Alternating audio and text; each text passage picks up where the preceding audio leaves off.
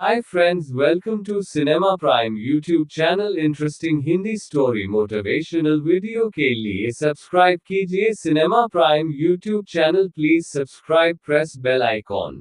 अलिफ लैला नाई के चौथे भाई काले अलकूज की कहानी। अपने तीसरे भाई की कहानी सुनाने के बाद नाई ने अपने चौथे भाई की कहानी सुनाई। नाई का चौथा भाई था अलकूज, जिसकी एक आंख नहीं थी। उसकी एक आंख न होने की कहानी भी बड़ी दिलचस्प थी। नाई ने बताया कि उसका भाई एक कसाई था। उसे भेड़ बकरियों को परखने की अच्छी जानकारी थी। इसके साथ वह भेड़ों को लड़ाया भी करता था। उसे भेड़ों बकरियों की कई किस्मों के बारे में भी खूब जानकारी थी। नगर के कई बड़े लोग उसकी भेड़ों की लड़ाई देखने आते थे। अलकूज भेड़ बकरियों का मांस भी बेचता था। इस तरह वह नगर में काफी प्रसिद्ध था। एक बार एक बूढ़ा आदमी अलकूज के पास आया और उससे 4 से 5 किलो मांस लेकर चला गया और बदले में उसे चांदी के नए चमचमाते सिक्के दे गया। चांदी के चमकते सिक्के देखकर अलकूज खुश हो गया और उसने उन्हें अपने संदूक में अलग रख दिया। फिर 5 महीने तक रोज इसी तरह वह बुजुर्ग आदमी अलकूज के पास आता रहा और उसे मांस के बदले चांदी के सिक्के देता रहा।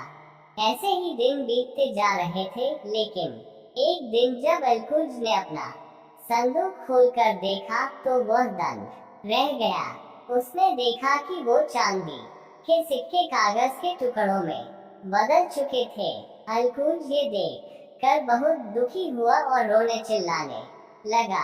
उसने रो रो कर सारे नगर को इकट्ठा कर लिया था। लोगों ने जब अलकूज की आवाज सुनी तो सभी उसके पास जमा हो गए। अलकूज ने नगरवासियों को अपनी कहानी सुनाई। अलकूज आखिर क्या करता, बस रोता रहा और मन ही मन उस बुजुर्ग आदमी को कोसता रहा। उसके मन में आता रहा कि अगर वह बुजुर्ग आदमी उसे मिल जाए तो वह उसकी अच्छे से खबर ले। अलकूज अपने गुस्से को मन ही मन बढ़ा रहा था कि तभी गली में उसे वही बूढ़ा आदमी दिखाई दिया। अलकूज ने तुरंत उसे पकड़ लिया और फिर जोर जोर से चिल्लाकर आसपास के सभी लोगों को इकट्ठा कर लिया। अलकूज ने सभी को उस लालची और धोखेबाज बूढ़े की हरकत के बारे में बता दिया। मेरे भाई के इस तेवर और उसके द्वारा सुनाई गई कहानी के बीच वह धोखेबाज बूढ़ा कूद पड़ा और बोला, अच्छा होगा कि तुमने जो मेरा अपमान किया है और मुझे जो बुरा भला सुनाया है उसके लिए तुम मुझसे माफी मांग लो। तुमने जो मुझ पर यह झूठा आरोप लगाया है उसे वापस ले लो, और अगर तुमने ऐसा नहीं किया तो मैं तुम्हारा ऐसा अपमान कराऊंगा कि तुम कभी नहीं भूलोगे। वह बुजुर्ग व्यक्ति इतना कहकर भी चुप नहीं हुआ। उसने गुस्साते हुए मेरे भाई को कहा कि मैं नहीं चाहता कि तुम जो लोगों को भेड़ का मांस कहकर खिलाते हो उसकी सच्चाई का लोगों को पता चले। तभी मेरा भाई क्रोधित होकर बोला, यह क्या अजीब बकवास की बात कर रहे हो तुम? तुम्हें जो करना है करो, लेकिन मैं डरता नहीं हूँ। मैंने कभी किसी का बुरा और कभी किसी के साथ धोखेबाजी नहीं की, तो मुझे कोई डर नहीं है। इतना सुनते ही बूढ़ा भड़क गया और मेरे भाई से कहने लगा, तू अगर नहीं मान रहा तो लेकर आ, ले अपनी बेइज्जती। सुनो भाई लोग, ये कसाई आप सभी को भेड़ बकरी का नहीं बल्कि अब तक इंसान का मांस बेचता आया है। इतना सुनते ही मेरा भाई अलकूज चिल्ला पड़ा और बोला, अरे पापी, तू बुढ़ापे में भी झूठी बातें करने से बाज नहीं आ रहा। क्यों इस तरह की अफवाह फैला रहा है? क्यों इतना झूठ बोल रहा है? वह बूढ़ा अब भी बाज न आया और चिल्लाते हुए कहने लगा, मैं क्यों झूठ बोलूंगा, मैं तो सच बोल रहा हूँ। अभी भी तुम्हारे दुकान में एक बिना सिर वाली आदमी की लाश पड़ी है। अगर किसी को सच जानना है तो वो वहाँ जाकर देख सकता है। भाइयों, आप लोग इसकी दुकान में जाकर देखो और बताओ ये झूठ बोल रहा है या मैं। अलकूज ने भी बिना डरे तिलमिलाते हुए कहा कि जो मेरी दुकान में आना चाहता है आ जाए और मेरी दुकान के अंदर आकर देख ले। दोनों के इस कहा सुनी के बाद सभी ने तय किया कि वे लोग उस बूढ़े के साथ मेरे भाई के दुकान पर जाएंगे। अगर बूढ़े की बात झूठ निकली तो जितना रुपया उस पर बनता है उससे दोगुना उससे वसूल करेंगे। जब सभी दुकान के अंदर गए और उन्होंने जो देखा उससे उनकी आंखें खुली की खुली रह गई। दुकान के अंदर सच में भेड़ बकरी के मीट के बजाय एक इंसान का मीट टंगा था। असल में सच्चाई तो ये थी कि वह बूढ़ा एक जादूगर था जो जादू से आंखों के सामने भ्रम पैदा करने में माहिर था। उसने यही भ्रम अलकूज के सामने भी पैदा किया। 5 महीनों तक उसे कागज के गोल टुकड़े देता रहा है, लेकिन मेरे भाई के आंखों के सामने वो टुकड़े चमकदार चांदी के सिक्के की तरह दिखते रहे। उसके बाद उसने अब लोगों के आंखों के सामने भ्रम पैदा कर दिया। दुकान के अंदर मरे हुए भेड़ को मरा हुआ इंसान दिखा दिया।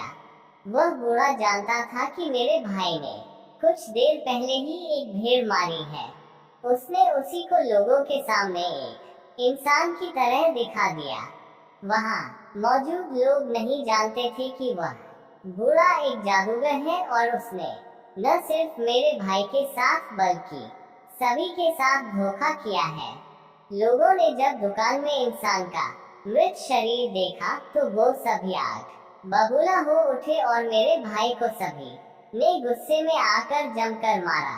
लोगों ने उस पर इल्जाम लगाया, उसे नीच पापी कहा। उसे इतना मारा गया कि उसकी एक आंख ही फूट गई। यही वजह थी कि मेरा भाई अलकूज एक आंख वाला था। मेरे भाई को जब सभी लोग मार रहे थे तो उसमें वह बूढ़ा भी शामिल हो गया था। उसने मेरे भाई को सिर्फ मार पीट कर नहीं छोड़ा, बल्कि उसने इस बात को काजी तक पहुंचाया। वह बदमाश बूढ़ा लोगों के साथ और उस लाश के साथ काजी के यहाँ पहुंच गया। काजी के यहाँ जाते ही उस बूढ़े ने एक बार फिर से अपने जादू का प्रयोग किया। उसके जादू के कारण ही अन्य लोगों की तरह ही काजी को भी वह भेड़ की लाश एक इंसान के मृत शरीर की तरह दिखाई दी। काजी भी इस बात से काफी नाराज हुआ और उसने मेरे भाई की एक न सुनी। मेरा भाई काजी से रहम की दुआ करता रहा, रो रो कर दया दिखाने और उसकी बात पर यकीन करने के लिए कहता रहा, लेकिन काजी ने उसकी बात को अनसुना कर दिया और उसे 500 कोड़े मारने और ऊंट पर बिठा कर पूरे शहर में घुमाने के बाद उसे नगर से निकाल देने का आदेश दे दिया। काजी का कहा पूरा किया गया और अलकूज को नगर से बाहर निकाल दिया गया। मेरा भाई जिस वक्त इस मुश्किल समय से गुजर रहा था, उस वक्त मैं बगदाद शहर में था। मेरा भाई नगर से निकाले जाने के बाद किसी अनजान जगह पर छिपा रहा। जब कुछ दिन बीत गए और उसके शरीर में चलने फिरने की ताकत आई, तब वह वहां से निकला और सबकी नजरों से दूर छिपता हुआ एक ऐसे नगर में पहुंचा जहां उसे कोई नहीं पहचानता था। इसी तरह उसने भूखे प्यासे कुछ दिन बिताए। कभी कुछ काम मिलता तो कुछ खाने को भी नसीब हो जाता। जब कुछ न होता तब वह भीख मांग कर अपना गुजारा करता था।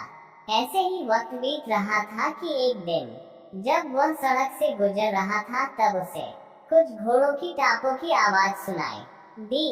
उसने मुड़कर देखा तो पाया कि कुछ घुड़सवार उसका पीछा कर रहे थे। उसने सोचा कि शायद वो लोग उसे पकड़ने आ रहे हैं। मेरा भाई डरकर एक बड़े मकान में घुसने लगा। तभी मेरे भाई को 2 लोगों ने पकड़ लिया और कहा कि हम 3 दिन से यहाँ तुम्हारी ही खोज में थे। अच्छा हुआ तुम खुद हमारे हाथ लग गए। ये सुनकर मेरा भाई हैरान रह गया। उसने कहा, तुम लोग क्या कह रहे हो और तुम लोगों को मुझसे क्या चाहिए? मैं कुछ भी नहीं समझ पा रहा हूँ। लगता है तुम लोगों को कोई धोखा हुआ है। आखिर तुम लोगों ने मुझे क्यों पकड़ा है? उन लोगों ने तेज आवाज में कहा, हमें कोई धोखा नहीं हुआ। तुम वही चोर आदमी हो जिसने हमारे मालिक का सारा धन लूटकर उसे कंगाल बना दिया, और जब इससे भी तुम्हारा मन नहीं भरा तो अब तुम उन्हें मारना चाहते हो। तुम हमारे मालिक की जान लेने के लिए ही यहाँ आए हो। तुम कल रात भी इसी वजह से यहाँ आए थे, और जब तुम्हें पकड़ने के लिए हम सब तुम्हारे पीछे दौड़े तो हमने तुम्हारे हाथ में चाकू भी देखा था। बता, वो चाकू अभी भी तेरे पास है ना? ये कहते ही दोनों ने मेरे भाई की तलाशी लेनी शुरू कर दी, लेकिन यह शायद मेरे भाई का ही दुर्भाग्य था कि उसके कपड़ों में वह चाकू मिल गया जिससे वह जानवरों को काटता था। उन दोनों ने मेरे भाई के पास चाकू देखकर कहा, अब तो कोई शक ही नहीं रहा कि तू हमारे मालिक को मारने के लिए ही आया था। मेरा भाई रोते हुए बोला, ये कैसा न्याय हुआ भाई कि अगर कोई चाकू रखे तो वह हत्यारा या चोर हो जाता है। तुम लोग एक बार मेरी कहानी सुनो। मैं पहले से ही दुखों का मारा हुआ हूँ। मेरी आप बीती सुनोगे तो तुम्हें विश्वास हो जाएगा कि मैं झूठा नहीं हूँ। ये कहते हुए मेरे भाई अलकूज ने अपनी दुख भरी कहानी उन दोनों को सुनाई। अलकूज की दुख भरी कहानी खत्म हुई, लेकिन उन लोगों पर अलकूज की दुखद दास्तां का भी कोई असर न हुआ और वो लोग उसे पीटने लगे। उन्होंने उसे बहुत मारा, उसके कपड़े फाड़ दिए और उसके शरीर पर पड़े चोट के निशानों को देखते हुए बोले, तू पुराना पापी है और लगता है तूने बहुत अपराध किए हैं, इसलिए पहले भी मार खा चुका है। ऐसा कहते हुए उन दोनों ने मेरे भाई को बहुत मारा। मेरा भाई चिल्लाता रहा, रोता हुआ भगवान से अपने भाग्य को लेकर तोहमतें देता रहा और भगवान को कोसते हुए पूछने लगा, आखिर मेरा क्या कसूर है जो मुझे बिना अपराध के पहले भी सजा मिली और अब फिर बिना किसी अपराध के ये दंड मिल रहा है। मेरा भाई अलकूज रोता बिलखता रहा, लेकिन उन लोगों पर इसका कुछ भी असर नहीं हुआ। उन लोगों का इससे भी मन नहीं भरा और वो अलकूज को खींचकर काजी के यहाँ ले गए। उन दोनों ने अलकूज की छुरी दिखाते हुए उसके चोर और अपराधी होने का दावा किया। अब मेरा भाई काजी को बड़े ही अरमान से देख रहा था और उनसे कहने लगा, मालिक मेरी फरियाद भी सुनिए। आप मेरी बातों को सुनकर समझ पाएंगे कि मेरे साथ कितना अन्याय हुआ है और मैं कितना बड़ा अभागा हूँ। इससे पहले कि काजी कुछ कहते, उन दोनों आदमियों ने काजी को कहा कि वो अलकूज की झूठी कहानी न सुने। अगर वो इसका सच और इसके बारे में ज्यादा जानना चाहते हैं तो इसके कपड़ों को हटाकर देखें और इसके शरीर पर चोटों के निशान को देखें। ये पुराना अपराधी है जिसे हमेशा सजा मिलती रही है।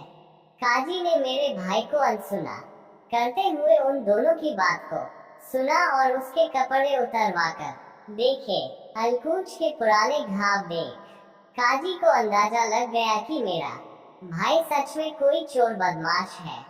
काजी ने आदेश दिया कि अलकूज को 100 कोड़े मारे जाए और ऊंट पर बैठाकर पूरे नगर में इसे घुमाया जाए। साथ ही इसकी कहानी सभी को सुनाई जाए और फिर इसे शहर से बाहर कर दिया जाए। अपने भाई की इतनी कहानी सुनने के बाद नाई ने आगे कहा कि कुछ लोगों ने मुझे मेरे भाई की इस हालत के बारे में जानकारी दी। ये सुनते ही मैं वहां गया और अपने भाई को खोजकर उसे घर ले आया। नाई की यह कहानी सुनकर खलीफा को बहुत मजा आया। और उसने नाई को इनाम देकर विदा करने को कहा, लेकिन नाई ने कहा, मेरे मालिक, मेरे सरकार, अभी तो मेरे 2 भाइयों की कहानी भी बाकी है। इतना कहने के बाद नाई ने अपने 5वें भाई की कहानी शुरू की। नाई की अगली रोचक कहानी के बारे में जानने के लिए जुड़े रहिए मॉम जंक्शन से।